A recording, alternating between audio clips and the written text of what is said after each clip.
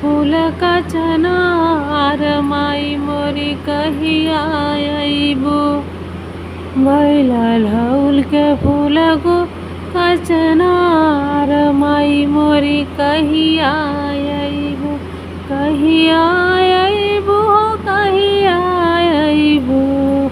भइल अड़हुल के फूल का चनार माई मोरी कहिया अइबू।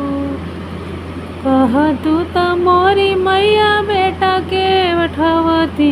कह तू त मोरी मैया बेटा के पठवती। बेटा के पठवती हो बेटा के पठवती। शेर पे होई के सवार माई मोरी आई हो जाई तू। शेरवा पे होई के सवार माई मोरी आई जाई तू। आई हो जाई तू आई हो जाई तू। शेरवा पे हो के सवार माई मोरी आई जाई तू। भइल अड़हुल के फूल का चनार माई मोर कहिया अइबू। भइल अड़हुल के फूल का चनार माई मोर कहिया अइबू।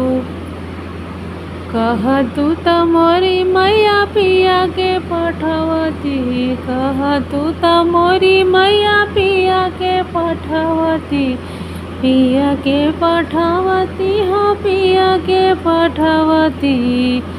सुनी के उनका पुकार माई मोरी आई हो जाई तू। सुनी के उनका पुकार माई मोरी आई हो जाई तू।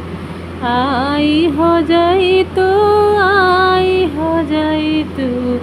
अड़हुल के फूल का चनार माई मोरी कहिया अइबू। भइल अड़हुल के फूल का चनार माई मोरी कहिया अइबू।